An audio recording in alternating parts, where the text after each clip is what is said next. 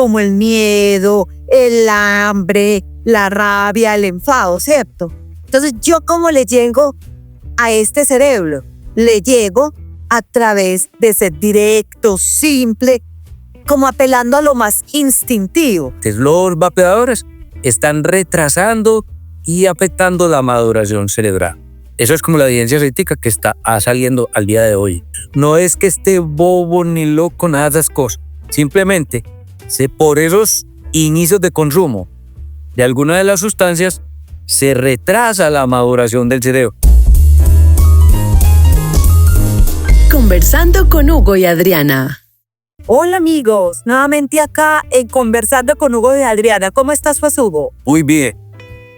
Feliz de encontrarnos con ustedes nuevamente, continuando con nuestro podcast y con estos temas que nos apasionan y que queremos a través de toda esta experiencia compartir con ustedes en cada uno de estos encuentros, Javi.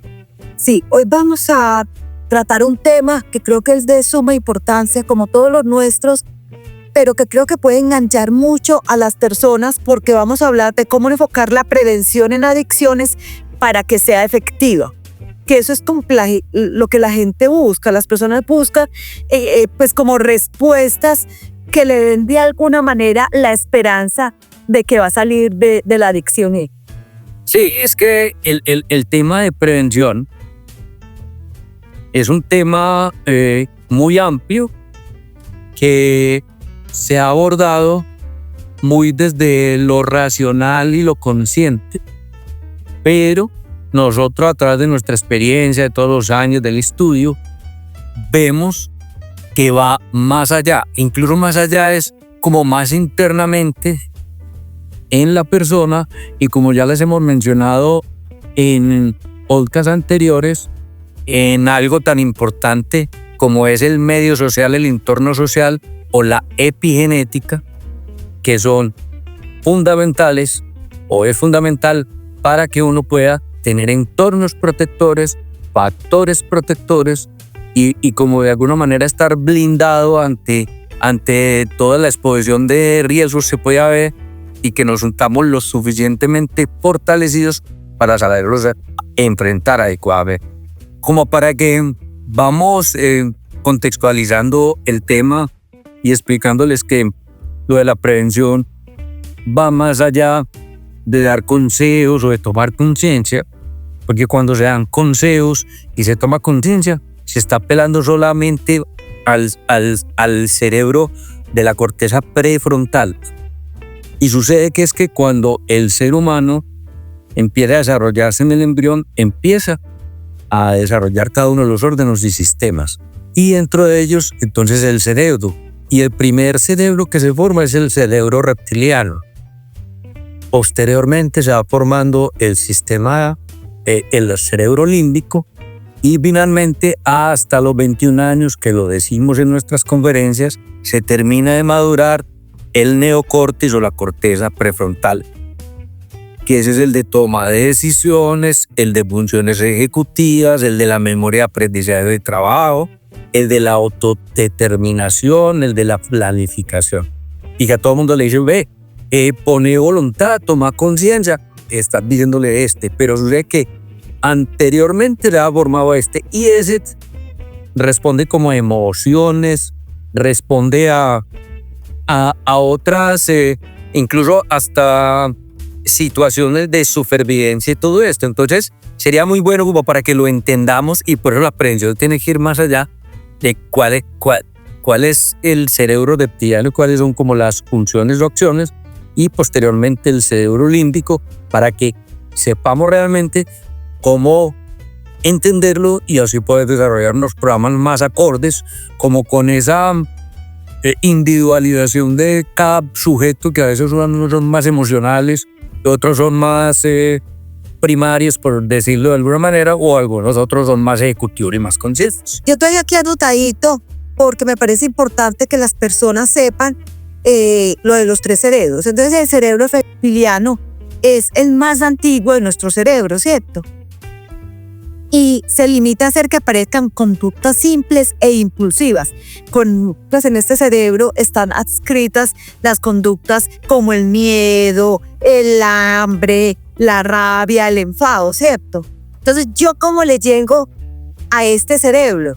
Le llego a través de ser directo, simple, como apelando a lo más instintivo. Por eso es que se encuentra uno que a veces hay chicos que desde el ofrecimiento científico, pues de explicaciones científicas muy elaboradas, ellos no logran captar. Además, por lo que estás diciendo, hay una maduración de ese neocórtex que se da alrededor de los 21 años y algunos dicen que hasta los 25. Sí. Y ellos le han dado duro con licor desde temprana edad, con marihuana, cigarrillo, y pero con los vaporizadores o vapeadores, los vapes. Ya han salido investigaciones que muestran y demuestran. Incluso mire, que las bebidas energizantes, los vapeadores, están retrasando y afectando la maduración cerebral. Eso es como la evidencia científica que está saliendo al día de hoy. Y lo otro que te voy a poner como ejemplo, como para ilustrarlo bien, y es que, por ejemplo, hay esposas, dicen, doctor, es que yo traigo a mi esposo o vengo con mi esposo porque tiene un problema de alcohol. ¿Cómo me parece que es que él es un caballero, un sano juicio? Pero se emborracha y se comporta como todo un animal. Es que el trago me lo cambia. Ese es el ejemplo que yo quiero poner, como de que no lo cambia, sino que el cerebro cortical, el de la corteza cerebral, el ejecutivo, está completamente intoxicado, está bloqueado. Y lo lleva a lo más básico. Por eso lo lleva a lo más básico, lo lleva o al límbico de las emociones o al reptiliano, que es el de lo más básico de supervivencia y todo. Entonces le puede dar rabia fácil, poca tolerancia, o el de las emociones, que tú lo vas a decir, como para diferenciarlo entonces ese sistema, ese cerebro límbico que aparece posteriormente. Entonces, este cerebro límbico al que estás haciendo referencia tiene que ver con el aprendizaje. Y es que las emociones se aprenden a gestionar. Correcto. Dentro de los procesos que nosotros ofrecemos es que las personas aprendan a gestionar sus sentimientos, sus emociones, ¿cierto? Este sistema límbico es la parte del cerebro especializada precisamente en eso, en la gestión de las emociones, el aprendizaje y la memoria. Entonces, ¿cómo le llego yo a una persona a través del cerebro límbico? Le llego con un reaprendizaje. Esta persona tiene que desaprender para volver a aprender. Sí, permíteme otro ejemplo con lo mismo, con lo del alcohol, para que me lo entiendan. Muchos parientes nos dicen, doctor, yo porque unas veces cuando tomo licor controlo y otras veces no controlo y se me van las luces. Precisamente no es capaz de gestionar las emociones porque cuando está controlando todavía tiene parte del cerebro de la corteza prefrontal funcionando. Entonces se pregunta, se cuestiona, limita, planifica. Cuando las cantidades de licor o la impregnación de esa cantidad de licor por la cantidad, por la velocidad, empiezan a aumentar, inmediatamente se anestesia se bloquear y empieza el de las emociones. Y si yo no sé gestionar mis emociones, yo sigo con esa emoción. Hay unos que dicen, doctor, es que yo me emociono y sigo derecho, entonces me emborracho, que no me tome el último o sigo 2 días o 3. Está bloqueado ahí el ejecutivo y está predominando entonces ese de las emociones que no las sabe gestionar. Por eso la recomendación es, mire, desaprender. A mí me preguntan, doctor, yo vengo con la esperanza de aprender a tomar licor. Y ya, hermano, para eso yo les digo, usted debe hacer un año sabático mínimo de no tomar licor. Mira, ¿cómo así? Yo es desaprender ciertas conductas y ciertos comportamientos. Primero, para lo de epigenética que hemos mencionado, para no rodearse y mostrar que uno puede en ambientes de no consumo disfrutar y compartir y socializar. Pero por el otro lado es desaprender esa conducta que está aprendida y volver a reaprender otras. Pero para eso necesitas hacer la pausa. Y también yo les pongo el ejemplo en mis consultas. Les digo, venga, es que es más fácil reparar un motor apagado que prendido. y usted quiere aprender a controlar el licor sin dejarlo del todo, va a ser muy complicado porque usted va a tener control en un momentico. Y cuando se le bloquee completamente esto, le tome uno de más, inmediatamente se va a perder y va a seguir el sistema, el cerebro límbico, el de las emociones. Hugo, ¿y no te llama la atención que hoy la gente está alcanzando salir de la adolescencia mucho más tarde? Sí, claro. Es impresionante, o sea, uno encuentra muchachos de 25 años todavía con conductas muy adolescenciales y seguramente tiene que ver con todo esto que estamos hablando. Claro, usted mira, a mí me llegan muchachos de 21 años, de 22, me dicen, tú estás en la universidad, pero no puedo salir porque estoy como patinando en ciertas cosas. Me dificulta concentrarme, planificar, me distraigo mucho, tal. Y le digo, ¿vos a qué edad empezaste a consumir licor? A los 14 o 15 años. Y yo, probablemente tenés un retraso en la maduración cerebral. No es que esté bobo ni loco, nada de esas cosas. Simplemente, por esos inicios de consumo, y vuelvo a repetir, de los vapeadores, que vamos a hablar de ellos en otro podcast, de cigarrillo, de licor, de marihuana, de alguna de las sustancias, se retrasa la maduración del cerebro. Por eso es que a los 22, 23 años son personas que todavía están como en unas etapas adolescenciales, no son personas que son capaces de planificar, de tomar buenas decisiones y se sienten que a pesar de que son funcionales no han podido despegarse de algunas conductas de consumo. Total. Entonces, pues voy aquí casi a repetir lo que dijiste del neocórtex, que es el que permite tener conciencia precisamente de esas emociones y expresarlas adecuadamente con la ayuda de ese sistema límbico que los ayudó que nos permitió gestionarlas. ¿Sí? Entonces, es la expresión que está ayudado por esas también habilidades cognitivas. Entonces, miren que es como esa parte más inteligente, por llamarlo de alguna manera, que permite que las personas entiendan, comprendan y dimensionen las situaciones a través de la cognición, ¿cierto? Por eso son chicos a los que hay que llegarles con explicaciones muy claras acerca de las consecuencias, de todos estos factores que influyen en el consumo. Y uno encuentra chicos con unos debates que ahorita hablaba el profesor Hugo, con unos debates, Dios mío, que realmente se hacen difíciles, porque claro, hay páginas en donde se encuentran los defensores de, por decir algo, de la marihuana, que más adelante vamos a hablar de eso, y ellos llegan convencidos de que es inocua, de que no hace nada. Y a nosotros nos toca, como profesionales y como conocedores del tema, derrumbar todo eso. Entonces ahí nos toca de hacer precisiones muy claras desde la cognición.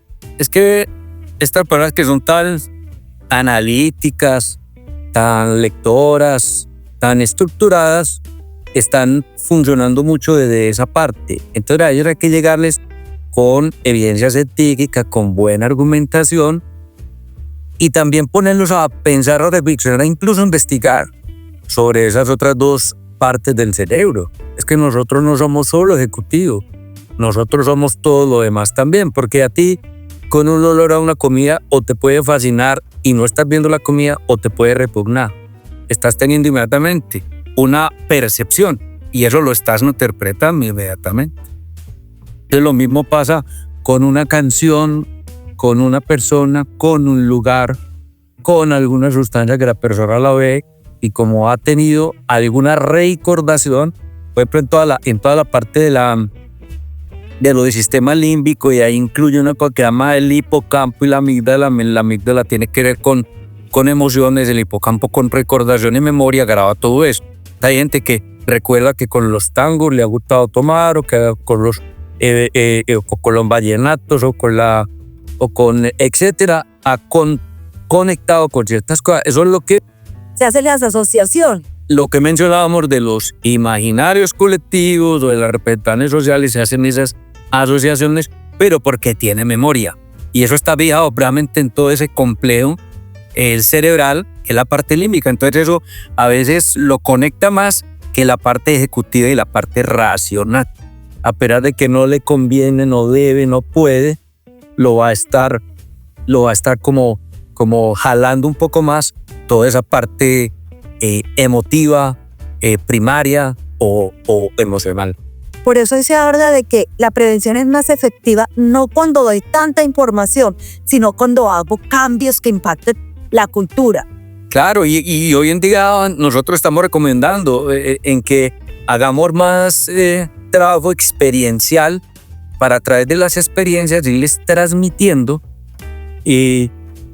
los mensajes de prevención que puedan irlos incorporando, porque la persona va a recordar una emoción, va a recordar una imagen, va a recordar algo, porque con solo información nos quedamos solo en esta parte ejecutiva. Total, y también adaptar las campañas a las poblaciones, no nos digamos mentiras, somos distintos. Miren, Colombia, un país tan grande, con poblaciones tan diversas. Entonces también tenemos que reconocer lo que significa el licor en la costa, lo que significa en Antioquia o lo que puede significar en Pasto. Para cada uno tiene un significado diferente y a través de ello tenemos que llegar, ¿no es cierto? Completamente de acuerdo. Así es. Bueno, hay una cosa importante que me gustaría que tocáramos y son las habilidades para la vida, Hugo, que sabes que es parte de lo que nosotros evaluamos casi en las primeras sesiones. Hace parte de la evaluación inicial de las personas y eso lo manejas tú muy bien. Gracias, Hugo. Es que la Organización Mundial de la Salud dice, tenemos que tener 10 habilidades muy top, muy altas para poder competir en un mundo como en el que estamos hoy en día.